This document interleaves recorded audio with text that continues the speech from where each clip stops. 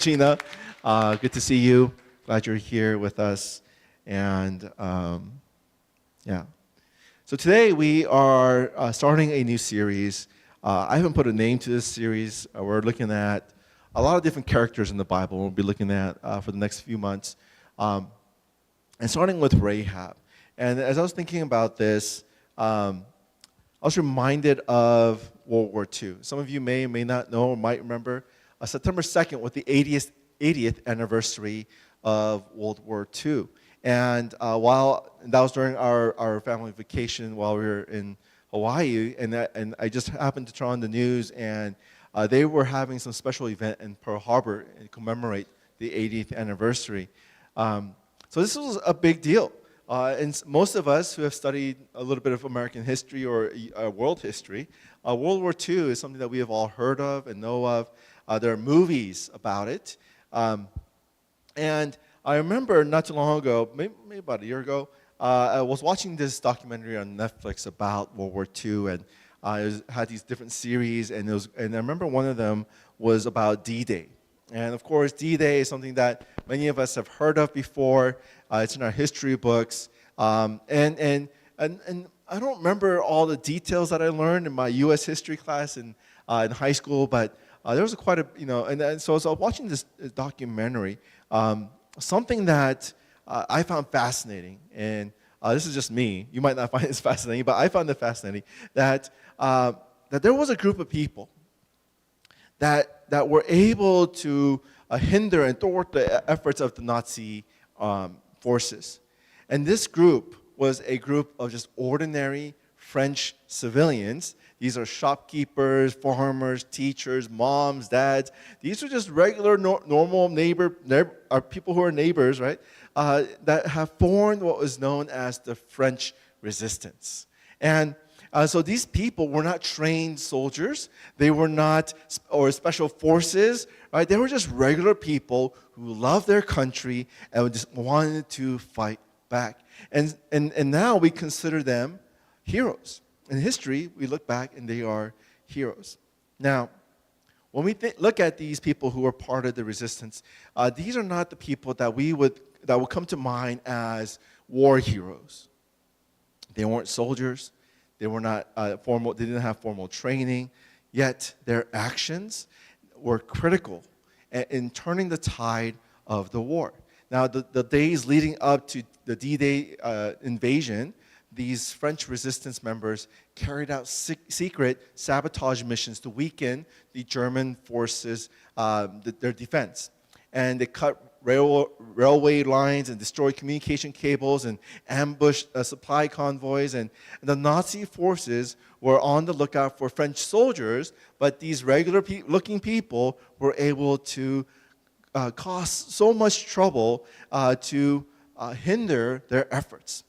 And this resistance was the most unlikely bunch of people, but they were incredibly effective through their operations, putting their own lives at risk, and to exhibit this courage with creativity and the willingness to sacrifice to help the Allies to victory. Which reminds me of our story today, where we are looking at Rahab. And many of you who have heard the story of Rahab know that this woman is someone that many people might consider, before knowing her story, might consider her to be the least likely, the most unlikely kind of person to show up, to change history, and to be used by God for the purpose of salvation. And the thing about Rahab I love is that it reminds us that we don't have to be perfect. We don't need to have everything figured out. We just need to allow God to use us. And that's a big deal because it's something that might change the way you see yourself. It might change the way you act when the opportunities arise. So we're going to look at Joshua chapter 2, and we're going to go through the whole chapter, or almost the whole chapter. And but before we get there, I want to kind of set the stage, kind of give you some background of what's happening before we get into the story. Now, you guys heard of Moses, right? Moses He was sent by God to go back to Egypt and to free his people. And he goes to Pharaoh and he says, "Let my people go." Pharaoh said no. And then we see the 10 plagues, right? And we'll get into all that. But we see the 10 plagues. And then so Pharaoh gives up, lets God's people go. And they leave Egypt and they are stuck at the Red Sea. And what happens? The Red Sea parts. Right, and all of God's people were able to cross the Red Sea on dry land, right, across the Red Sea, and for 40 years they were in the wilderness. And then Moses died, and just before Moses dies, a guy named Joshua is put in charge to continue leading the Israelites, and leading them into the Promised Land. There were major obstacles. They had to fight other armies and militaries and very heavily fortified military forces. And then they come to Jericho, which had this great strong wall around the city that was nearly impenetrable. That's the city of Jericho. But that wasn't going to stop God. And we'll see how Rahab fits into that story. And we're going to start with Joshua chapter 2, verse 1 through 3. And it's kind of long, so I want to just encourage you to read along with, or you read along with in your Bibles as well. I'll be reading from the NIV version. And this is the word of the Lord. Then Joshua, son of Nun, secretly sent 2 spies from, I got to be careful when I say this, Shittim. "Go look over the land," he said, "especially Jericho." So they went and entered the house of a prostitute named Rahab and stayed there. The king of Jericho was told, "Look, some of the Israelites have come here tonight to spy out the land." So the king of Jericho sent his message to Rahab, "Bring out the men who came to you and entered your house, because they have come to spy out the whole land." Now I want to pause here for a second. Joshua was a wise military leader. So he sends out these 2 spies to scout out the land, gather information, see what kind of military defenses and offenses they have, what kind of weapons we're dealing with, and all these kind of things. And they go in, and what did they end up?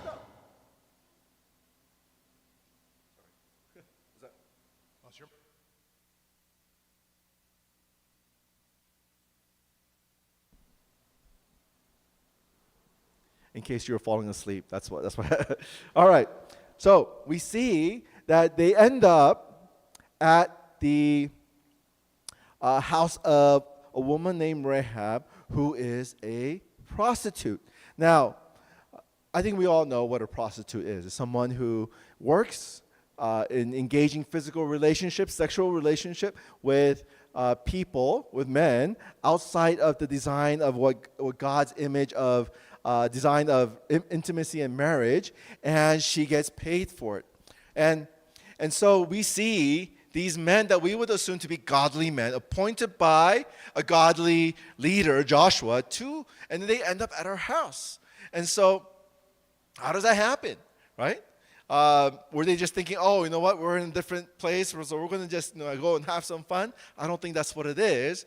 Now, when I researched this, I think the common understanding or just suggestion is that there are kind of this geographic, logistical reasons why they went to Rahab's house.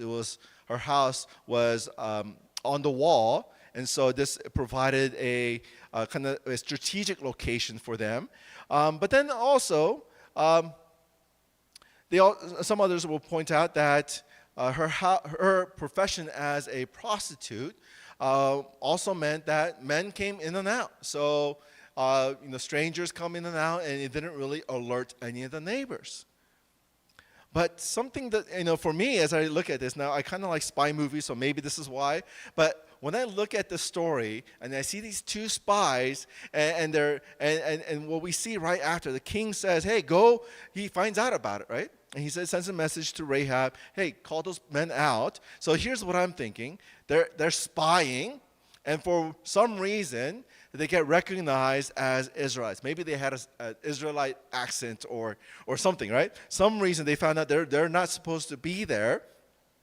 And like any good spy, they're going to go and try to find a place to lay low and regroup and re-strategize to see if they can still continue on in the mission and to salvage that mission. But they also want to make sure there's a contingency plan so that they can escape quickly. So Rahab's house might have been kind of the logical place to be. Because, the king found out, right? So it wasn't like they were continually being there in secret. The king found out, and they were somehow maybe forced to be in that position where they ended up on Rahab's doorstep. But when we look at the whole picture, beyond just maybe the logistics of it, something bigger was happening. And this is, I believe, God orchestrating something bigger. God had a hand in making sure even the unexpected, the unlikely partnership, if you will, were put together for God's purpose. So these spies end up at Rahab's house. And it was not by accident. It was not by convenience. And it was not by coincidence, but it was by God's plan. Putting the unlikely person in a key role in not just Israel's history, but the story of salvation through Jesus Christ, which we will go into a little bit more later. So let's see how Rahab responds to the king's order. She says, but the woman had taken the two men and hidden them. She said, yes, the men came to me, but I did not know where they had come from. At dusk, when it was time to close the city gate, they left. I don't know which way they went. Go after them quickly. You may catch up with them. But she had taken them up to the roof and hidden them under the stalks of flax she had laid out on the roof. So the men set out in pursuit of the spies on the road that leads to the fords of the Jordan. And as soon as the pursuers had gone, the gate was shut. Now, there's a couple things that I think we need to address that I think sometimes is overlooked, but I think it's important to keep in mind, is that when we look at the story, Rahab lied. Right? Rahab lied.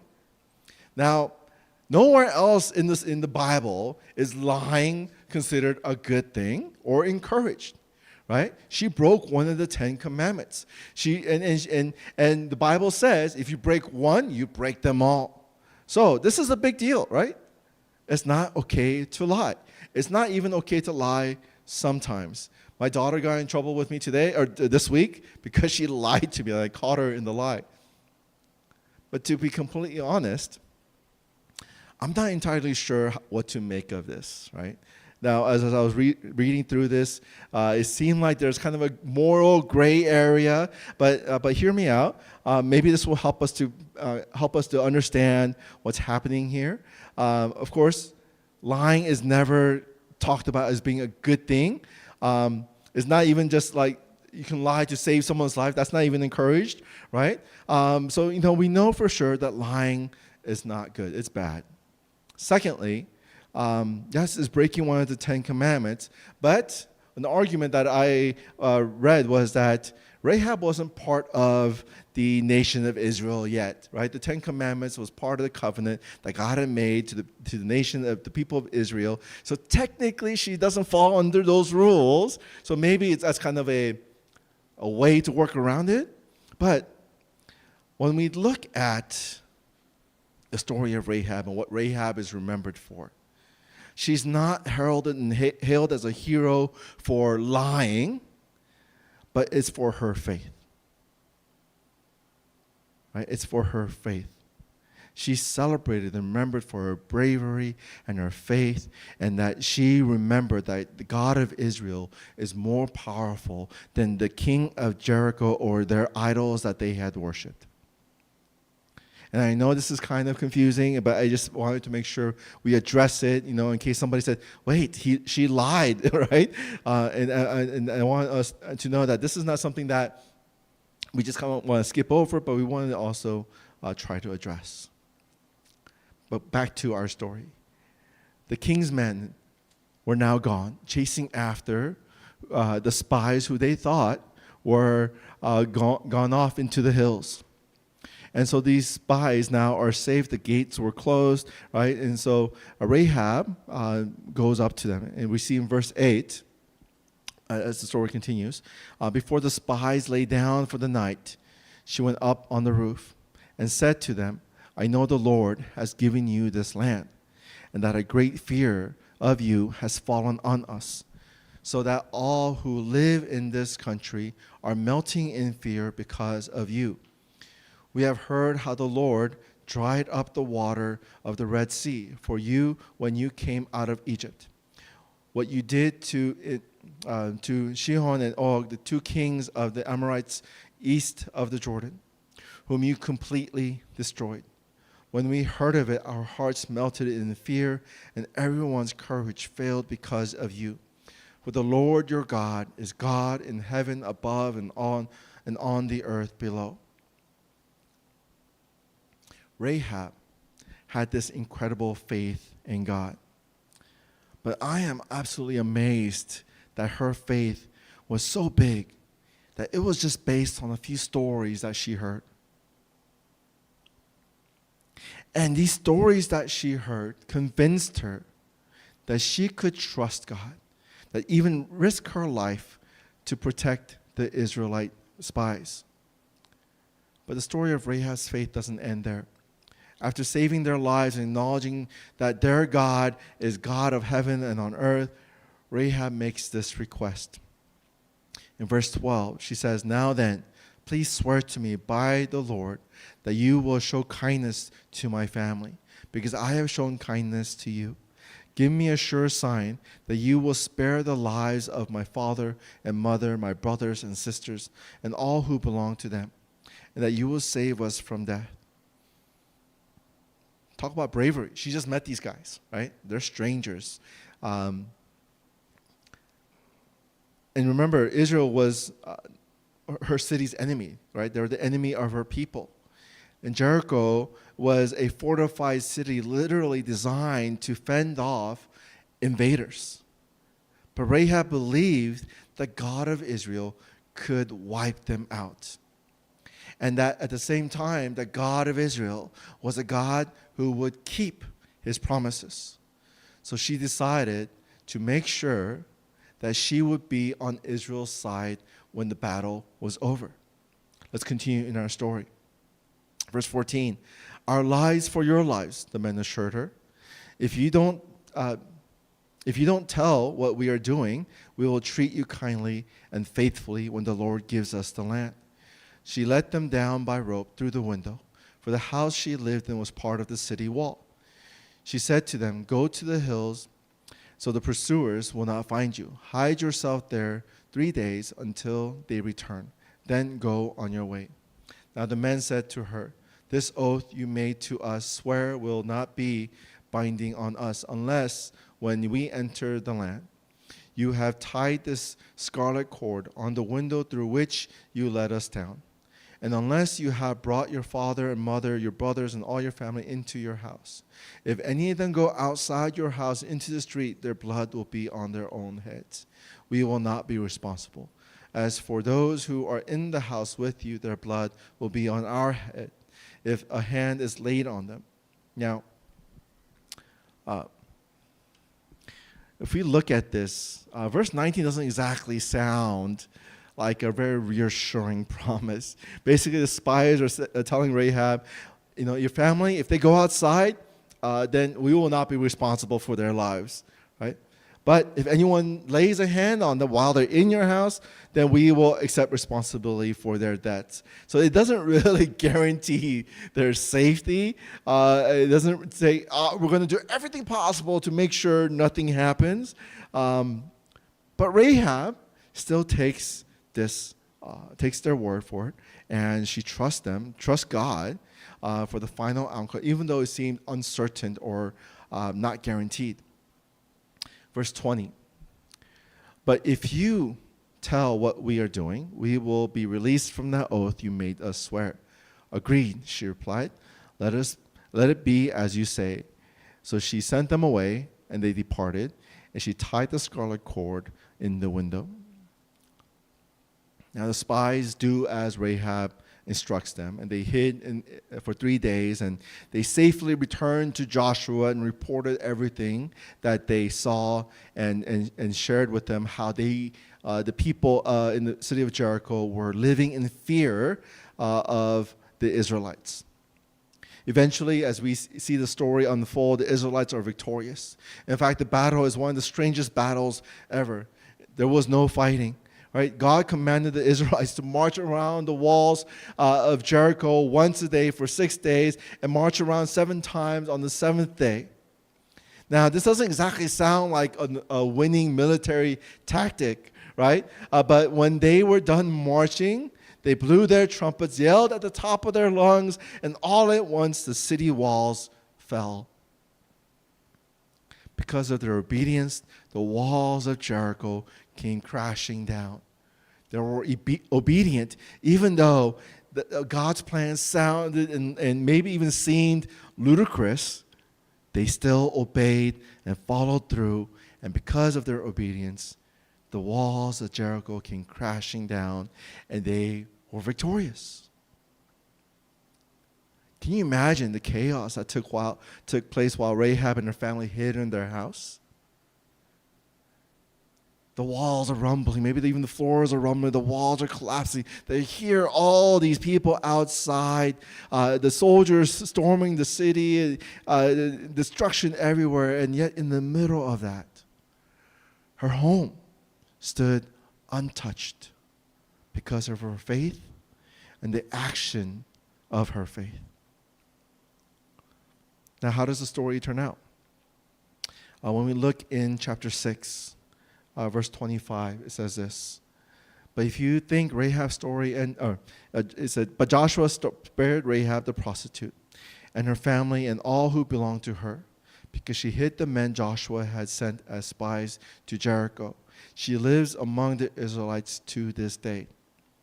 Now, many of you who know the story, Rahab's story continues on. It doesn't end there.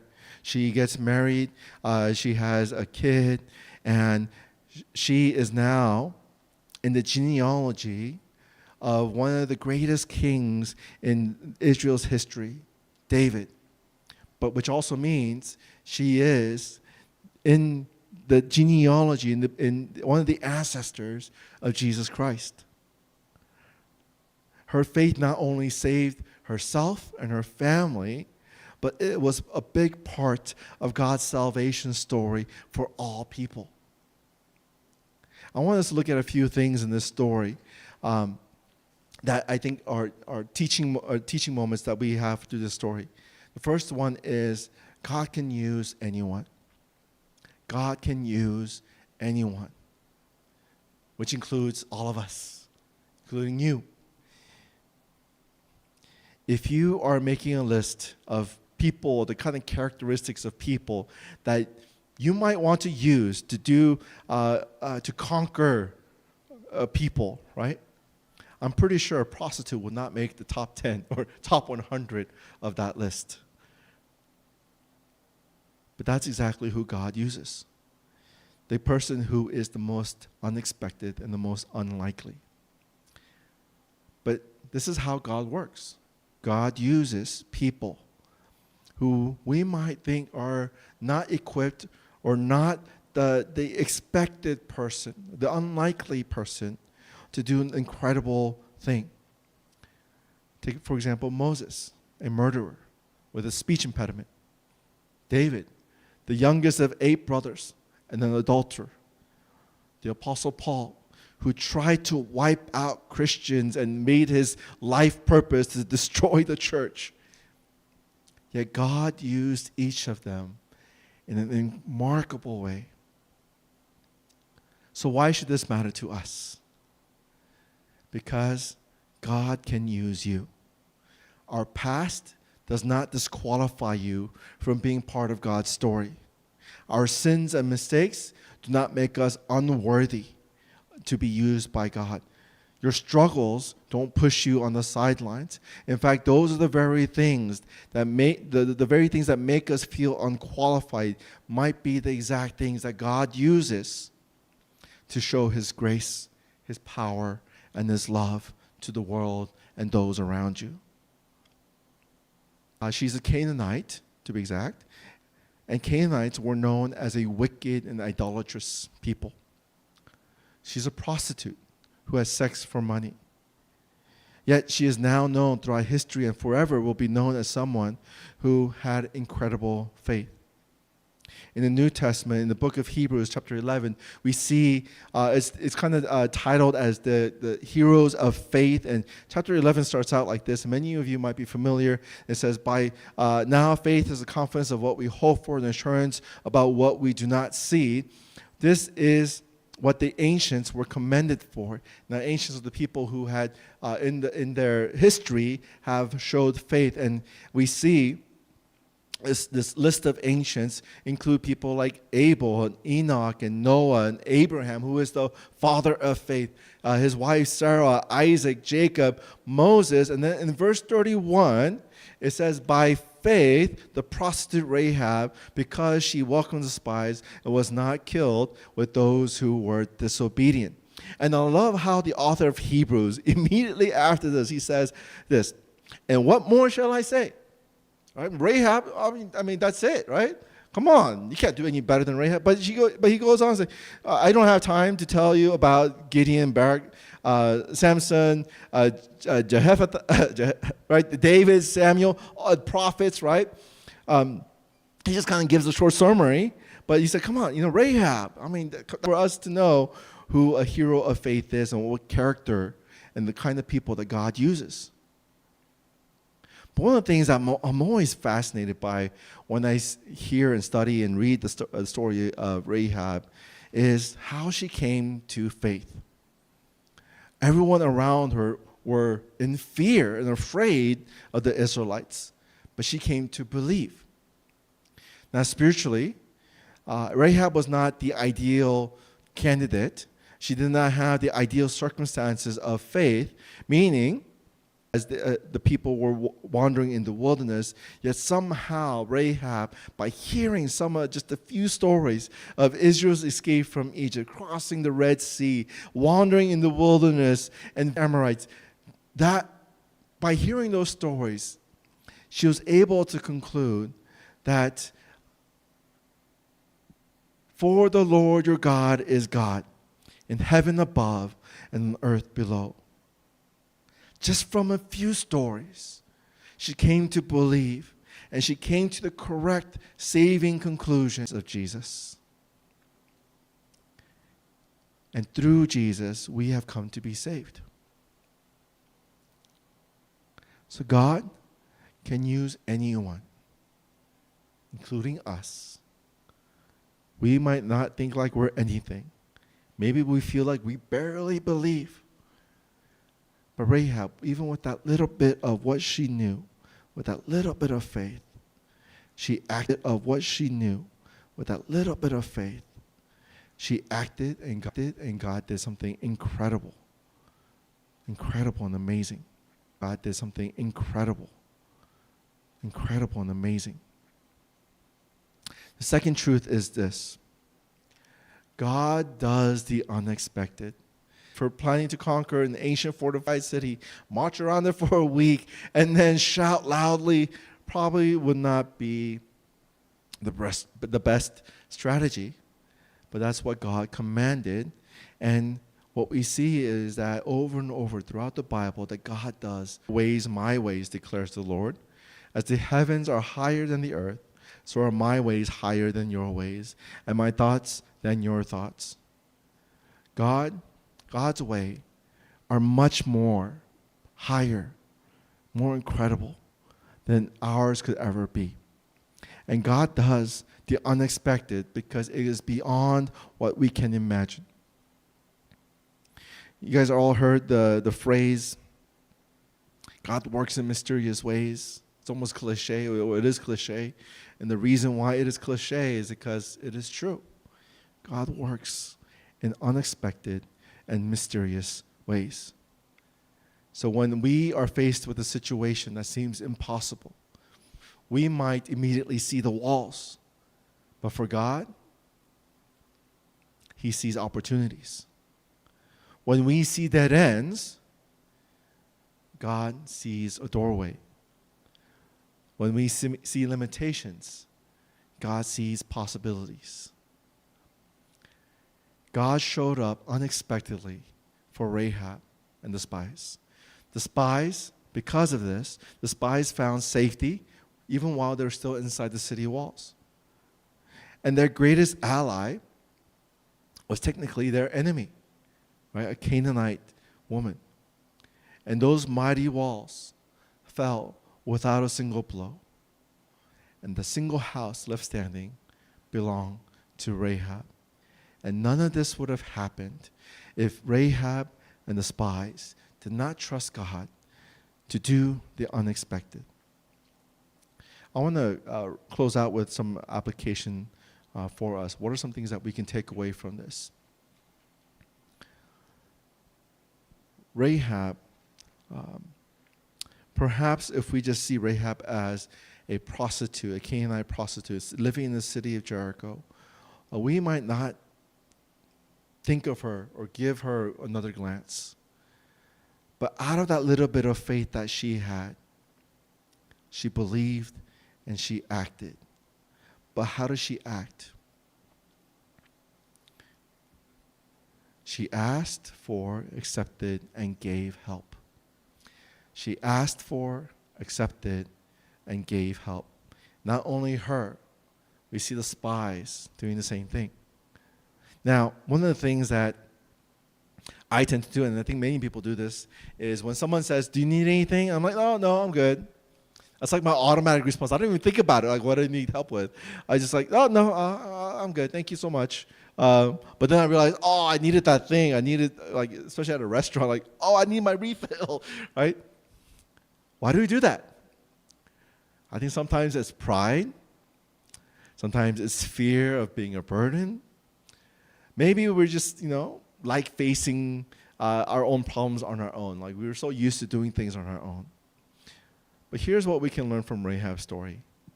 Asking for, accepting help, not an admittance of failure. It's about working together for a better outcome. We don't know how the spies ended up on Rahab's doorsteps, but it was definitely orchestrated by God. The spies were in unfamiliar territory. And to Rahab, the spies were strangers and the enemies of her people. We all will be presented with unexpected opportunities to put our faith into action. But with faith, Rahab gave, asked, and accepted help. She wasn't just saving herself and her family. And she didn't know it at the time, but because she gave, asked, and accepted help from the spies, she became part of God's larger story of salvation to the world. And let's be real, asking for help and accepting help requires a level of humility and vulnerability, and it can get really uncomfortable, perhaps even scary, to trust somebody to help you or let them in to know that you are not capable or weak to handle it on your own. But here's what the Bible tells us about being humble. 1 Peter 5:5 says, God opposes the... Imagine if the spies said, Rahab, we don't need your help. You know what? We got it covered. We'll find another place. We'll figure it out, right? My guess is the story would have ended up very differently. Joshua might have needed to send a couple more spies, right? But because they were humble, they were able to ask, accept, and give help. From the most unlikely and unexpected person, it changed history. And when someone asks you, do you need help? I want to encourage you, stop and pause for a second before you give that automatic response, no, I don't need your help. But pause. Let them help you. Accept their help. And it could quite possibly be life-changing for both you and for them. Whatever it is, don't let pride talk you out of asking for and accepting help. And when you offer to give help, give it generously. Think of it this way. By not asking or accepting or giving help, you might be robbing someone of the opportunity to be used by God in your life. Or you might miss the opportunity to be used by God in their life. Remember, just as God used Rahab in an unexpected way, he might want to use you in an unexpected way to save them. Or like the spies, God might use someone in an unexpected way to save you, to help you. So we've asked for help. Then what? Well, I want you to take time this week to think about what are some steps that you can take toward humility.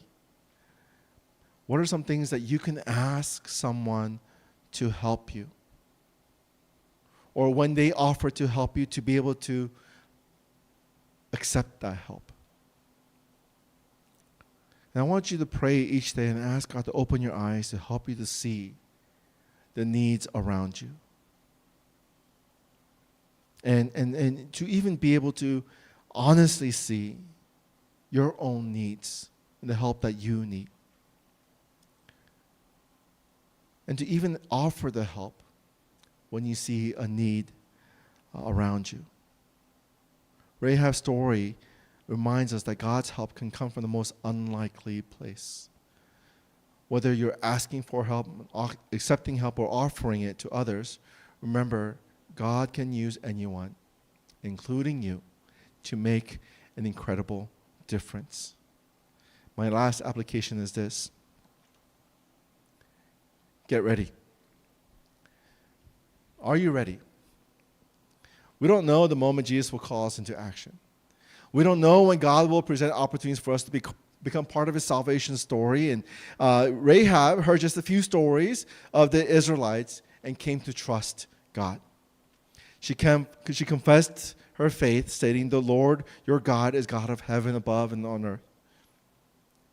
And with what little she knew about God, she believed, and with little faith that she had, she acted. And what we need to keep reading, right? What we learn from Rahab's coming to faith story is that through God's story, we can come to believe and we can have faith, which means we need to keep reading, keep hearing, and being exposed to God's word. It's one of the major disciplines that we need to get ready. So what are the things that we need to get ready for? We won't go into them, but I'll just list you the main things that the Bible tells us to be ready for. And the first one is for Christ's return. We don't know when it will be, but we need to be ready, right? To make sure that our heart is ready, that we are in relationship with God, that we are ready. Second thing is to be ready to endure trials. Right, to put on the armor of God, to be ready for a battle, for those trials, to be able to fight and to fight well along with God. Third is be ready to share your faith, right? Be ready to share your faith, to give a testimony, be a witness of who God is in your life and how God has worked in your life, who Christ is to you. And lastly, be ready for good works. This is our vision for this year, our theme for the year, to be a church who is eager for good works. And are you ready for good works? But to get ready for each of these, there's a common thing. It begins with reading and hearing and knowing God's word. Romans 10:17 says this, "So faith comes from hearing through the word of Christ." Now, this doesn't literally mean that we can only have faith from the hearing sounds in our ears, but in the Greek, it was the more literal translation is for hearing is receiving a message or a report. In other words, we can read or hear God's word to receive, but we also need to receive that message into our hearts, not just in one ear and out the other, but we need to receive that message into our hearts and allow the message to transform our hearts and our minds. And that helps us to get ready for God's good, pleasing, and perfect will. Let's be ready for the moment that God calls us to action. Let's be ready when that opportunity opens up. And so today what I want us to do is close out the sermon in prayer, but rather me praying. I want to encourage you to take the time right now to pray.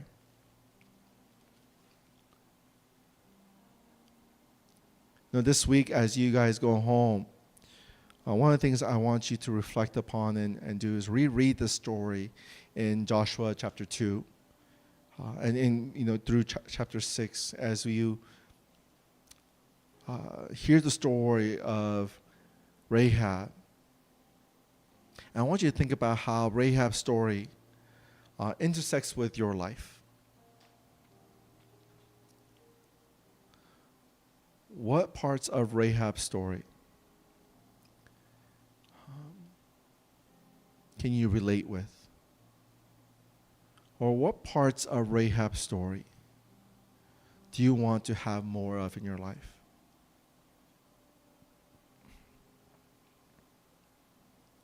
Perhaps it's thinking that you're not good enough. Rahab, being a prostitute, was on the margins of society. Her own people didn't really like her very much, maybe other than her clients. Perhaps you feel that way. Maybe you feel like you're on the fringes of society. You're not quite sure if you belong. But what part of God's story, what part of Rahab's story connects with you? And are there things that God is calling you to? Are there opportunities that God has presented to you? But rather than taking the step of action of faith, even though there are uncertainties and unknowns, maybe even fear, what's holding you back from taking those steps of faith, to act with faith? So I want us to take some time to pray and reflect upon the story of Rahab.